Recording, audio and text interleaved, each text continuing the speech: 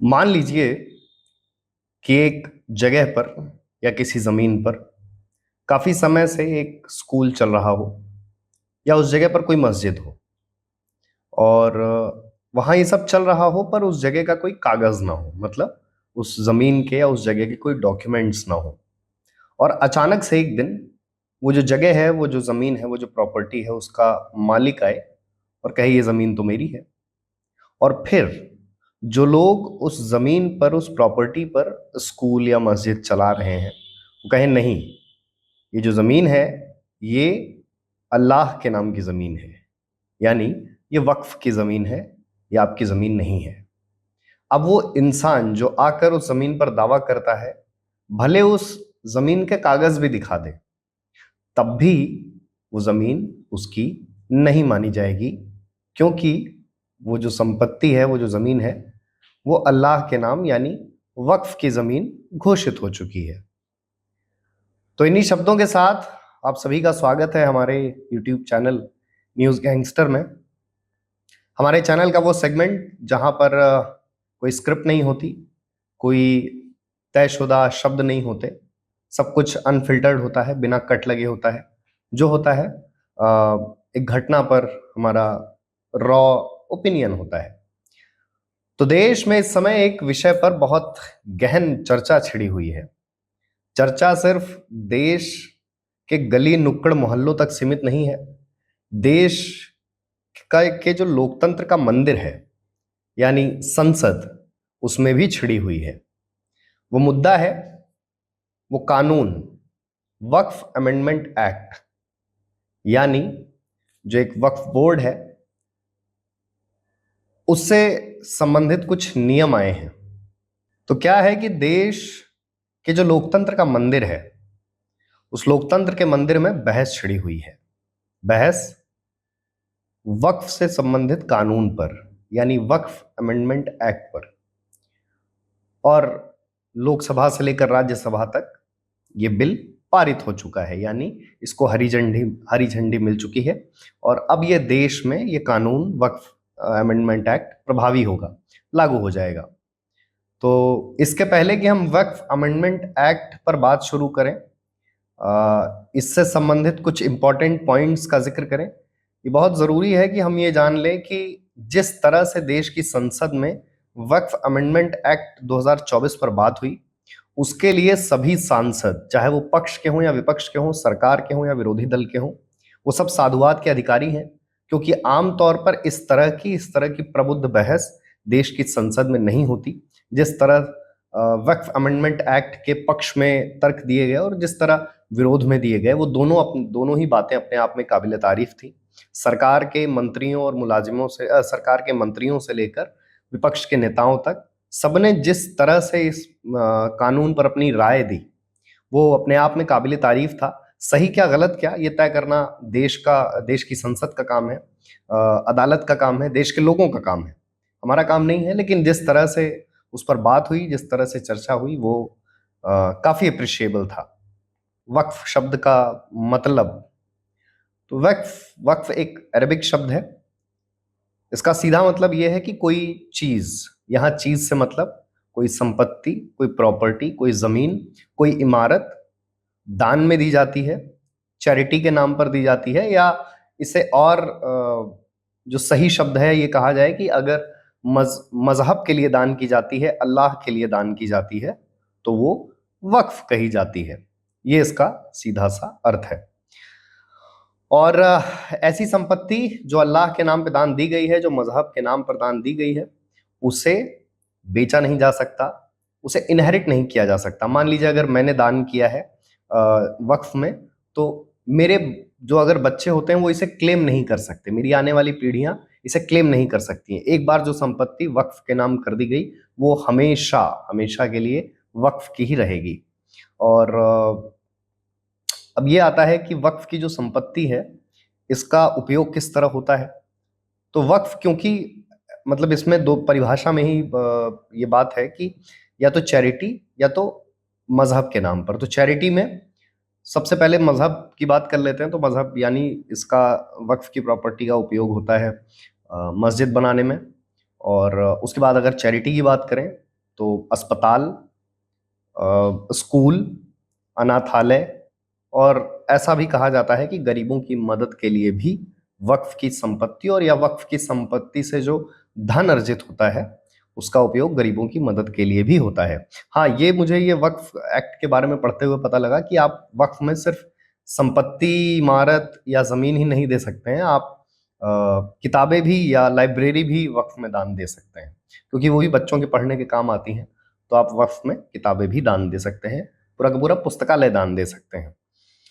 और ये फैक्ट जब से मतलब वक्फ पे चर्चा शुरू हुई है, ये फैक्ट तो पिछले मुझे लगता है 1 दशक से बहुत ज्यादा प्रासंगिक रहा है कि देश में रेलवे और सेना, इन दो को अगर हटा दिया जाए तो तीसरे नंबर पे अगर किसी संस्था या किसी बॉडी के पास सबसे ज्यादा संपत्ति है तो वो वक्फ बोर्ड है।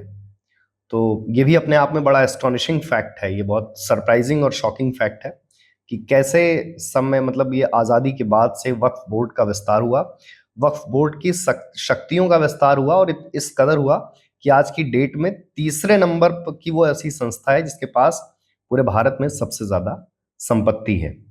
और आपको ये बात जानकर हैरानी होगी कि कई मुस्लिम देशों में भी वक्फ के पास इतनी संपत्ति नहीं है। यानी अगर पूरे देश में जितने भी इस्लामिक देश हैं, पूरी दुनिया में जितने भी इस्लामिक देश हैं, अगर उनकी वक्फ की संपत्ति का ब्यौरा निकाला जाए तो सबसे ज्यादा अगर वक्फ के पास कहीं संपत्ति है तो वो भारत है। और इसके बाद एक और बड़ा शॉकिंग फैक्ट है, बहुत बड़ी हैरान करने वाली ये जानकारी है कि बहुत से ऐसे इस्लामिक या फिर मुस्लिम मेजॉरिटेरियन देश हैं जहां पर वक्फ है ही नहीं। यानी वक्फ वक्फ बोर्ड तो छोड़िए, वक्फ नाम का मतलब शब्द भी वहां पर इस तरह की कोई प्रैक्टिस नहीं है।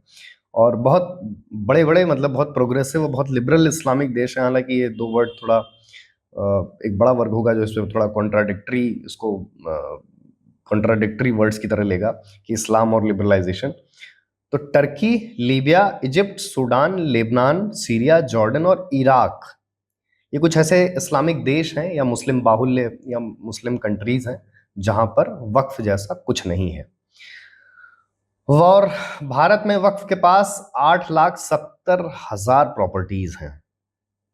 ये बहुत बड़ा नंबर है। मतलब आप ये प्रॉपर्टी, और यहाँ प्रॉपर्टी का ये मतलब है कि वो प्रॉपर्टी 1 एकड़ भी हो सकती है, वो प्रॉपर्टी 100 एकड़ भी हो सकती है।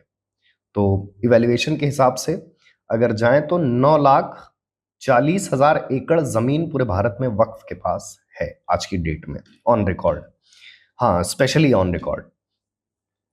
अब आ जाते हैं इन दो कानूनों पर। दो कानूनों से मेरा मतलब कि मुसलमान वक्फ रिपेल बिल 2024 और वक्फ अमेंडमेंट बिल 2024। 1995 के वक्फ एक्ट को अपडेट करके ये बिल लाया गया। और स्वाभाविक सी बात है, जिस तरह संसद में राजनीतिक दलों का रवैया देखने को मिला, उससे एक बात तो साफ है कि 200 शायद 232 या 230 इतने वोट विरोध में मिले हैं इस बिल को लोकसभा में, और बाकी 288 बिल वक्फ बिल अमेंडमेंट एक्ट के समर्थन में है।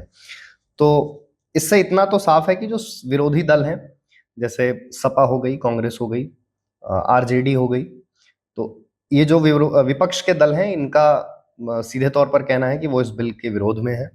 All India Muslim personal law board ने पहले ही कहा था कि वो देशव्यापी आंदोलन करेंगे अगर ये बिल पास होता है तो।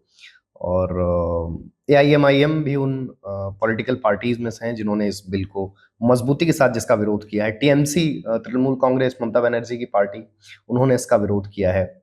और फिर दक्षिण भारतीय पार्टियों में DMK और तमाम इस तरह के दल, शिवसेना, उद्धव ठाकरे गुट की शिवसेना, NCP, शरद पवार की पार्टी, उन्होंने भी इस बिल का विरोध किया है। तो इस तरह तमाम विपक्ष के जो जितने भी दल हैं उन्होंने इस बिल का विरोध किया है। वहीं पर जो सरकार और सरकार के जो सहयोगी दल हैं, चाहे वो चिराग पासवान की पार्टी हो, चाहे नीतीश कुमार की पार्टी हो, और रामदास अठावले की पार्टी हो, ये इस तरह के सभी दलों ने जो है बिल का समर्थन किया है।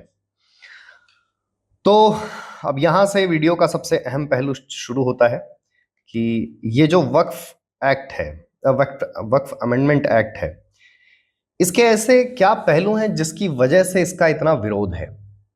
तो लगभग मुझे लगता है कि 8 से 10 ऐसे बिंदु हैं इस वक्फ अमेंडमेंट एक्ट में 2024 जिसकी वजह से इसका विरोध बहुत ज्यादा है। तो पुराने वक्फ एक्ट में एक सेक्शन हुआ करता था, सेक्शन 40। उस सेक्शन 40 के तहत वक्फ अगर किसी भी संपत्ति को क्लेम करता है कि ये हमारी है, तो फिर आप उसको चैलेंज नहीं कर सकते किसी भी देश की किसी भी अदालत में। अगर आप कर भी सकते हैं तो सिर्फ ट्रिब्यूनल में कर सकते हैं, और वो ट्रिब्यूनल किसका होगा? वो वक्फ का ही ट्रिब्यूनल होगा। तो ये बड़ा मतलब ये वक्फ एक्ट को, मतलब पुराने वक्फ एक्ट को बहुत ताकतवर बनाने वाला सेक्शन था, जिसे सरकार ने लगभग लगभग कमजोर या खत्म कर दिया है। तो अगर वक्फ किसी भी निजी या सरकारी संपत्ति को ये कहता था कि हमारी है, उस पर दावा ठोकता था, तो फिर आप उसको चैलेंज नहीं कर सकते थे। कर भी सकते थे तो वक्फ के ट्रिब्यूनल में ही कर सकते थे।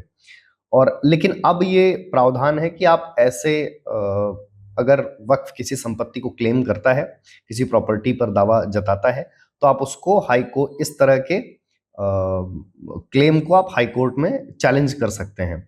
और ये भी है कि अब ट्रिब्यूनल, और हाँ, ये जो वक्फ का ट्रिब्यूनल है, अब इस ट्रिब्यूनल के जो सदस्य हैं वो डिस्ट्रिक्ट जज और जॉइंट सेक्रेटरी लेवल के ऑफिसर होंगे। तो ये भी एक बड़ा अमेंडमेंट है कि भाई पहले वक्फ के ट्रिब्यूनल में कौन रहता था कौन नहीं, उसमें सरकार का कोई दखल नहीं था, लेकिन अब इसमें डिस्ट्रिक्ट जज और जॉइंट सेक्रेटरी लेवल के ऑफिसर्स वक्फ ट्रिब्यूनल के मेंबर्स होंगे। अब आ जाते हैं दूसरे पॉइंट पे। वो भी पहले पॉइंट का एक्सटेंशन ही है कि पहले तो मैंने ये बता दिया कि अगर क्लेम आया तो आप उसको हाई कोर्ट में चैलेंज कर सकते हैं। कोई कहता है कि वक्फ की संपत्ति है तो you can challenge that in high court, और ये आपको लगभग 90 दिन के अंदर करना होगा। मतलब मैंने अगर आज मान लीजिए किसी ने भी किसी प्रॉपर्टी को वक्फ की प्रॉपर्टी बताया, तो आप उसको 90 दिन के अंदर हाई कोर्ट में चैलेंज कर सकते हैं। और वो बात पहले ही आ गई कि पहले ये था कि पहले सिर्फ ट्रिब्यूनल में इसको चैलेंज किया जा सकता था, और ट्रिब्यूनल किसका? वक्फ का ही। तो इस बिल में एक और बात सामने आती है कि ये बिल सरकार को थोड़ा ताकतवर बनाता है, थोड़ा मतलब काफी। और पहले और ये है कि हाई कोर्ट से पहले एक और आपके पास विकल्प है। आप अगर मान लीजिए कि किसी शहर में किसी संपत्ति को वक्फ का बताया जाता है, वक्फ का दावा किया जाता है, तो आप सरकार द्वारा नियुक्त किए गए एक अधिकारी के पास जा सकते हैं, और वो अधिकारी भी प्रदेश सरकार द्वारा नियुक्त किया जाएगा, और सेक्रेटरी लेवल का ऑफिसर होगा, सेक्रेटरी लेवल या उससे ऊपर। और हाँ, एक इसके अलावा एक और भी बड़ा इंपॉर्टेंट पहलू है इस एक्ट का, कि वक्फ अमेंडमेंट एक्ट का, कि मान लीजिए किसी ने कोई हाल ही में इस्लाम धर्म जिसने स्वीकारा है, इस्लाम मजहब में वो आया है, और तो वो वक्फ में अपनी प्रॉपर्टी दान नहीं कर सकता। यानी जो हाल ही का कन्वर्टेड है वो ये नहीं कह सकता कि मैं अपनी संपत्ति वक्फ में दान देना चाहता हूं। 5 साल से अधिक अगर उसको हो गया है इस्लाम धर्म स्वीकारे, कन्वर्ट हुए, तभी वो किसी भी तरह की अपनी संपत्ति इस्लाम में वक्फ के नाम पर दान दे सकता है। तो ये भी एक इंपॉर्टेंट पहलू है। इसके अलावा वक्फ अल औलाद, ये भी वक्फ अमेंडमेंट एक्ट का एक बहुत अहम पहलू है, जिससे थोड़ा वक्फ में महिलाओं का जो दायरा है वो बढ़ेगा। इसके तहत अगर महिलाएं भी चाहें तो वो वक्फ के तहत अपनी जमीन या अपनी संपत्ति दान दे सकती हैं, और जिन परिवारों ने अपनी संपत्ति वक्फ अल औलाद के तहत दान की है, उससे होने वाली कमाई में महिलाओं की भी हिस्सेदारी होगी। यानी अगर मेरे परिवार की कुछ महिलाओं ने वक्फ अल औलाद के तहत कोई संपत्ति दी, तो उस संपत्ति से जो कमाई होगी उसमें मेरे घर की जो महिलाएं हैं उनकी भी हिस्सेदारी होगी, जिन्होंने दान की है संपत्ति। तो ये भी एक इसलिए भी महिलाओं, मतलब ये देखा जा रहा है कि देश की जो महिलाएं हैं, मुस्लिम महिलाएं, वो इस वक्फ अमेंडमेंट एक्ट 2024 का समर्थन कर रही हैं। अब एक और बहुत ही महत्वपूर्ण पहलू जिसका विरोध है या जिस पे चर्चा है, कि वक्फ बोर्ड में अभी तक कोई गैर मुस्लिम नहीं होते थे। गैर मुस्लिम मतलब कोई हिंदू, कोई सिख, कोई बौद्ध, कोई क्रिश्चियन नहीं होते थे, लेकिन अब से वक्फ बोर्ड में या वक्फ के ट्रिब्यूनल में गैर मुस्लिम भी शामिल हो सकेंगे, यानी गैर मुस्लिम भी इसके सदस्य बन सकेंगे। एक तरह से वक्फ बोर्ड का जो सेक्युलराइजेशन है इस एक्ट के तहत वो किया गया है। अब ये बात तो हमेशा से रही है कि भारत एक सेकुलर देश है, तो इसकी संस्थाएं भी सेकुलर होंगी, लेकिन वक्फ बोर्ड एक ऐसा बोर्ड है जहां पर सेकुलराइजेशन का कोई बहुत स्कोप नहीं था। तो सरकार ने ये कहा कि इसके जो सदस्य होंगे, चाहे वो बोर्ड हो, चाहे स्टेट बोर्ड हो, सेंट्रल बोर्ड हो, या वक्फ का ट्रिब्यूनल हो, उसके जो सदस्य होंगे वो भी गैर मुस्लिम बनाए जा सकते हैं। और इसके अलावा जो स्टेट, यानी जो, क्योंकि हम जानते हैं कि कुल दो तरह के फंक्शनिंग के हिसाब से दो तरह के वक्फ बोर्ड हैं, एक सेंट्रल एक स्टेट।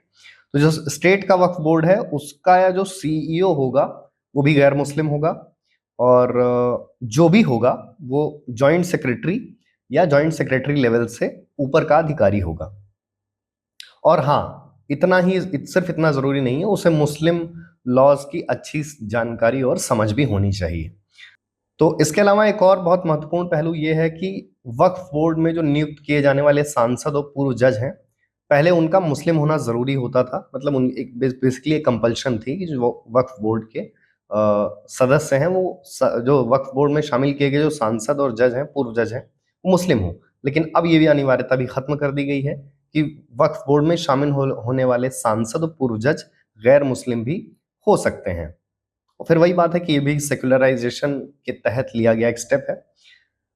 इसके अलावा एक और, मतलब आपने ये भी देखा होगा कि देश का मुस्लिम समाज, इसका एक, मतलब मुस्लिम समाज का एक हल्का इस वक्फ अमेंडमेंट एक्ट का समर्थन कर रहा है। क्यों कर रहा है, उसका भी एक उसका एक महत्वपूर्ण पहलू है।